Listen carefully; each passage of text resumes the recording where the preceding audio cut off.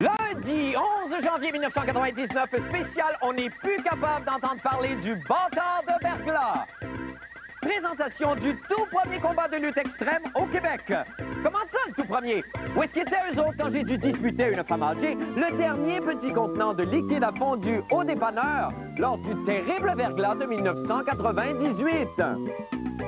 L'armée canadienne simule une attaque du Québec. Qui aurait pensé que nous serions un jour les victimes de ces mêmes militaires qui sont venus nous sauver lors du terrible verglas de 1998?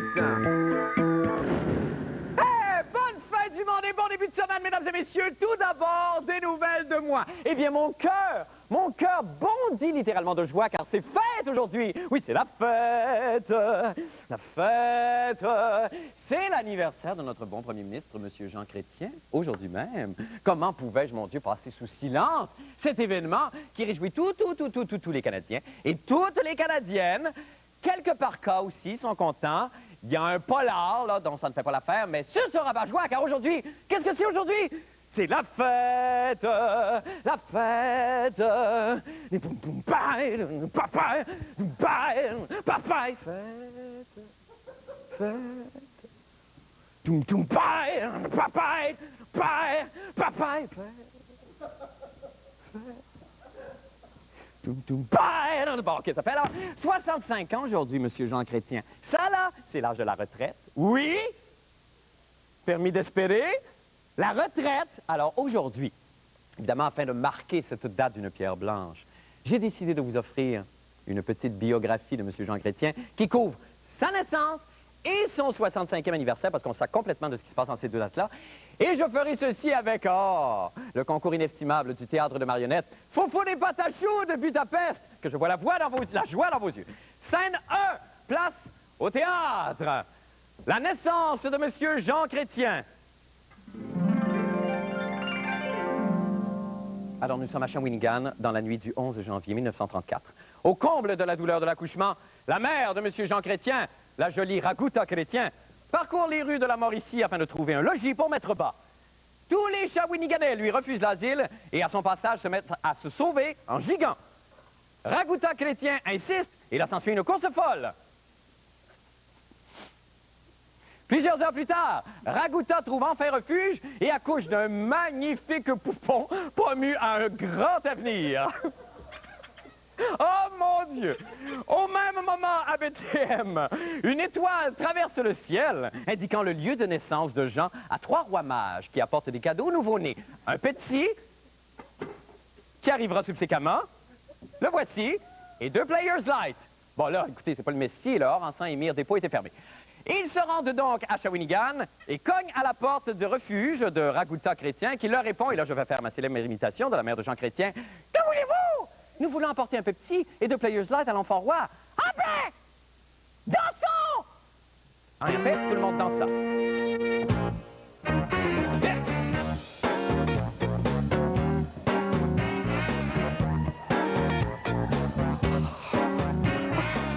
Fin de la première partie, bravo! Bravo tout le monde! Bon, écoutez, les joies du live. Scène 2, 65 ans plus tard, le party d'anniversaire de M. Jean Chrétien.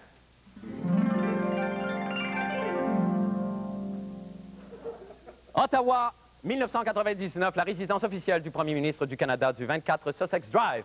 La fête là-bas bat son plein. Le tout Canada est présent.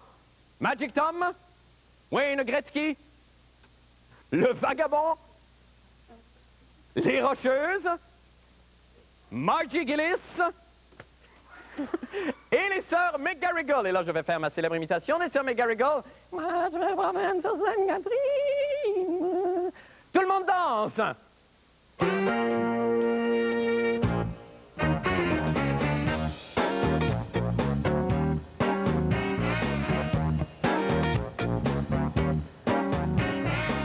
Merci. On apporte un cadeau à Jean et surprise, Sheila Cox en surgit en petite tenue. Elle exécute une danse lascive. Voyant cela, l'épouse de Jean, Aline Chrétien, sort de ses gonds et invective la salope du patrimoine. S'ensuit une course folle. Ne sachant plus comment résoudre la situation, Jean Chrétien appelle les sœurs McGarrigle à son aide. Et là, je vais refaire ma célèbre imitation. Moi, je me promène sur un... Aline, les knock. Les forces de l'ordre doivent intervenir. On asperge Aline et Sheila Cobbs de poivre de Cayenne. C'est la joie, tout le monde danse. Yeah.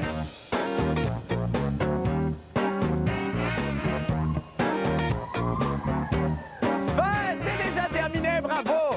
Bravo à tous, merci. Quel bel hommage. Quel bel hommage à notre Premier ministre. Vraiment, aujourd'hui, je pense que je me suis surpassé. Bon, voyons si je peux maintenant aller plus loin. Pour les nouvelles de la fin du monde, eh bien, ce week-end a eu lieu à Montréal, en grande première québécoise, un des événements mondains les plus attendus de la saison, la soirée combat extrême et clavecin baroque de l'International Fighting Championship. Alors ça, c'est ce genre de combat, évidemment. Comment j'ai dit ça? C'est ce genre de combat, évidemment, où tout est permis. Il y a des coups de poing, des crocs en jambes, il y a des remarques blessantes et même du pointage de doigts. La soirée fut un échec lamentable. Et pour vous le prouver, voici un extrait d'un des combats. Alors, on peut voir ici à ma gauche, très bien, Mme Aline Chrétien, qui affrontera Annie Pelletier. On la regarde longuement. Quelques ratés. Une baisse de pression. On varie, la droite, la gauche, la droite et la gauche. C'est interminable, horrible à regarder. Un dernier effort. Une baisse de régime. Et cela n'affecte rien. Spectaculaire au combat. Quelle horreur! Ainsi, le nu intégral sera dorénavant interdit. Les cochonnes seront forcées de se couvrir les parties génitales et les seins. À l'annonce de cette nouvelle, la chanteuse Marie-Jo Thériault aurait ouvert les yeux, ce qui en a surpris plus d'un. Bruno Blanchet s'est rendu au pays de la Sagouine afin de constater les effets dévastateurs de cette nouvelle loi. On écoute.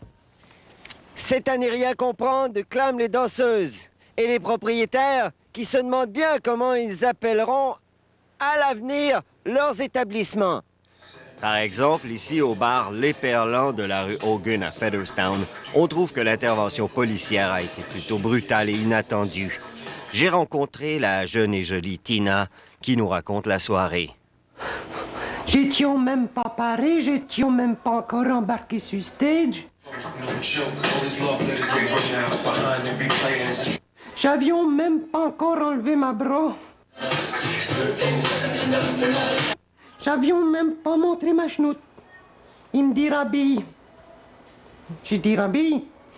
Il me dit Rabbi. J'ai dit Rabbi. Il me dit Rabbi. J'ai dit Rabbi. Il me dit Rabbi. Il me dit Rabbi. J'ai dit Rabbi.